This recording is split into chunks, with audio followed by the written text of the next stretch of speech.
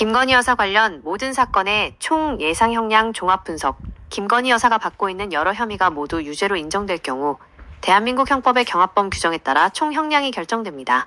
이는 각 혐의의 형량을 단순히 합산하는 것이 아니라 가장 무거운 범죄의 형량을 기준으로 가중 처벌하는 방식입니다. 경합범 처벌 원칙. 형법 제38조. 2개 이상의 범죄를 저질러 동시에 재판받을 경우 다음과 같은 원칙이 적용됩니다. 가장 중한 죄에 정한 형으로 처벌, 여러 혐의 중 법정형이 가장 높은 범죄를 기준으로 삼습니다. 형의 가중, 가장 중한 죄에 정한 형에 최대 1.5배까지 가중할 수 있습니다. 합산 형량 초과 금지. 다만 가중된 형량은 각 범죄의 법정형을 모두 합산한 기간을 초과할 수 없습니다. 김건희 여사 혐의 중 가장 중한 죄, 특정범죄 가중처벌법상 뇌물. 현재 김 여사가 받는 혐의 중 법정형이 가장 무거운 것은 서희건설 관련 1억 원대 뇌물수수 혐의입니다. 특정범죄 가중처벌법상 뇌물죄, 뇌물가액이 1억 원 이상일 경우 무기 또는 10년 이상의 징역에 처해집니다. 이는 법정형의 하한선이 10년으로 매우 높은 중범죄입니다. 3. 총 예상 형량 분석. 뇌물죄의 최소 형량인 징역 10년을 기준으로 경합범 가중 원칙을 적용하면 다음과 같이 예상 형량을 분석할 수 있습니다. 1. 기준 형량 설정. 가장 중한 죄인 뇌물죄의 최소 형량 10년이 기본 출발점이 됩니다. 2. 기타 혐의 가중. 여기에 도이치모터스 주가 조작, 자본시장법 위반 3년 이상 징역, 과 불법 정치자금 수수, 정치자금법 위반 5년 이하 징역.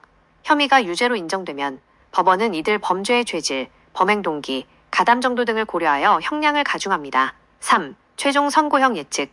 법원은 뇌물죄 형량 10년 이상의 다른 범죄들을 종합적으로 고려하여 1.5배인 최대 15년 이상의 형을 선고할 수 있습니다. 재판부가 뇌물 혐의의 죄질이 매우 나쁘다고 판단하여 기준 형량을 12년으로 잡는다면 경합범 가중을 통해 최대 18년까지 선고가 가능합니다.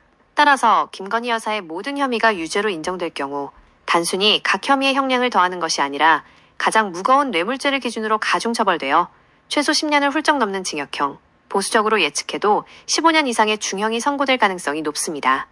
양형에 영향을 미칠 기타 요소, 불리한 요소, 가중 사유, 사회적 지위, 대통령 배우자라는 높은 사회적 지위를 이용한 범죄라는 점, 범행 부인, 수사 및 재판 과정에서 혐의를 일관되게 부인하는 태도, 증거인멸 정황, 서희건설 압수수색 당시 증거인멸 정황 등이 포착된 점, 유리한 요소, 감경사유. 현재까지 뚜렷하게 드러난 감경사유는 없으나 재판 과정에서 일부 혐의에 대해 무죄를 주장하거나 정상참작을 호소할 수 있습니다.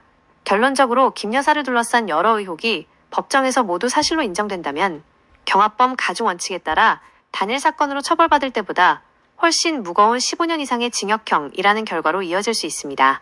최종 형량은 재판부의 법리적 판단과 양형 기준에 따라 결정될 것입니다.